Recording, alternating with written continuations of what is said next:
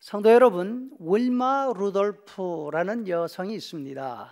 1940년 어려운 시절 가난한 흑인 가정에서 22명 형제자매 가운데 20번째로 태어났습니다.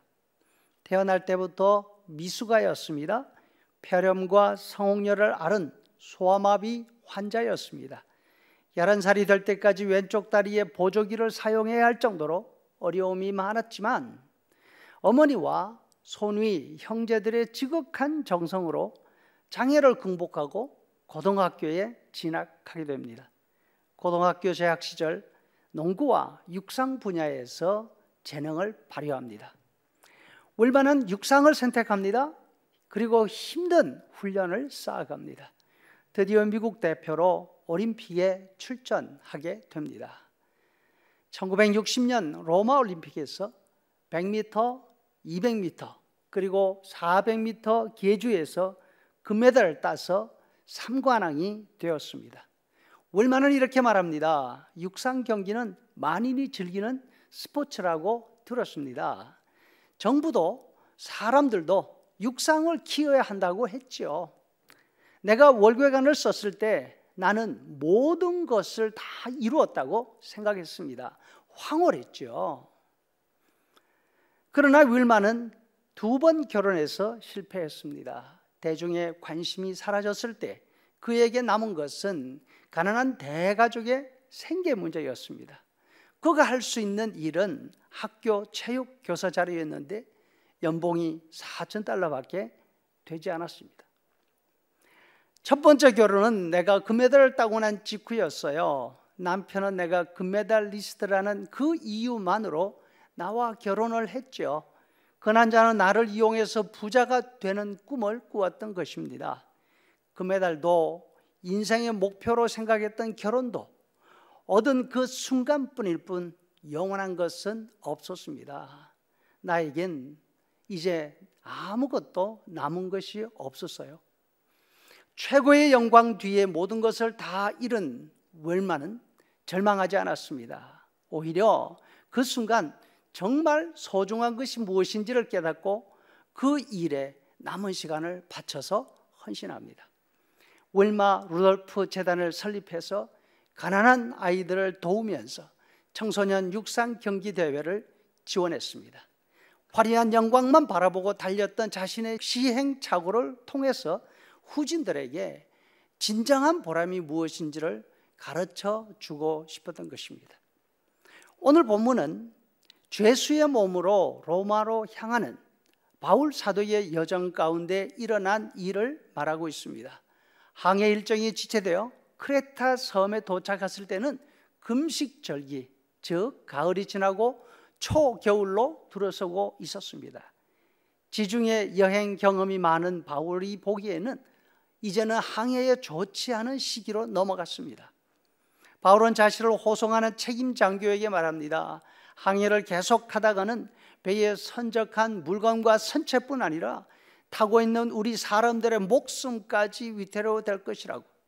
하지만 로마 장교는 선주와 성자의 말을 믿고 항해를 강행합니다. 얼마 가지 않아 이 배는 육지에서 불어오는 북동풍에 휘말려 표류하기 시작합니다.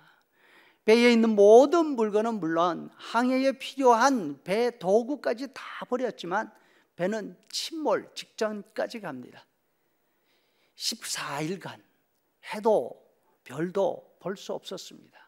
이 난리통에 사람들이 아무것도 먹을 수 없는 것은 당연한 일입니다. 이제 사람들은 살아날 수 있다는 희망조차 버렸습니다. 이때 바울이 일어서서 사람들에게 말합니다. 여러분, 내 말을 듣고 항해를 하지 말았으면 얼마나 좋았겠습니까? 그러나 이제 안심하십시오. 장사할 상품 다 잃었고 배도 많이 상했지만 우리 생명에는 아무런 해가 없을 것입니다. 바울은 계속 항해하면 위험이 있을 수 있다고 판단했습니다.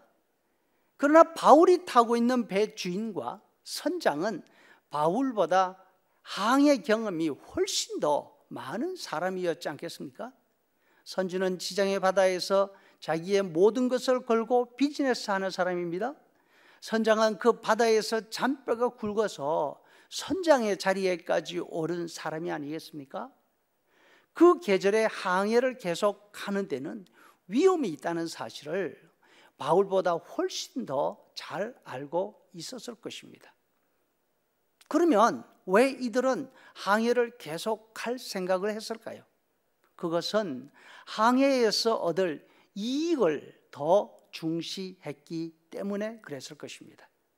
바울을 호송하는 로마 장교는 왜 그 위험한 항해를 허락했을까요? 그것은 황제에게 재판을 받아야 하는 중죄인들을 호송하는 그 책임에서 속히 벗어나고 싶은 생각이 있었지 않을까 생각합니다. 눈앞에 있는 이익이나 편리함이 앞서면 정말 소중한 것이 무엇인지 잊어버리게 됩니다.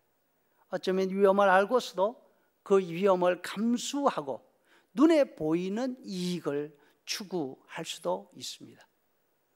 하지만 모든 것을 잃고 나면 그제서야 정말로 소중하고 정말로 중요한 것이 무엇인지를 알게 되는 것이 우리 인생들입니다. 위험을 당하지 않고서 소중한 것을 미리 알고 지킬 수 있으면 얼마나 좋을까요? 하지만 모든 것을 다 잃었다 하더라도 절망하지 않고 잿더미 가운데서 소중한 것을 발견하고 그 소중한 것을 위해서 다시 한번 용기 내서 일어설 수 있다면 이것은 더 큰 용기와 힘이 될 줄로 믿습니다. 우리가 이 어려움 가운데서 어려움을 그냥 흘려보내서는 되지 않을 것입니다.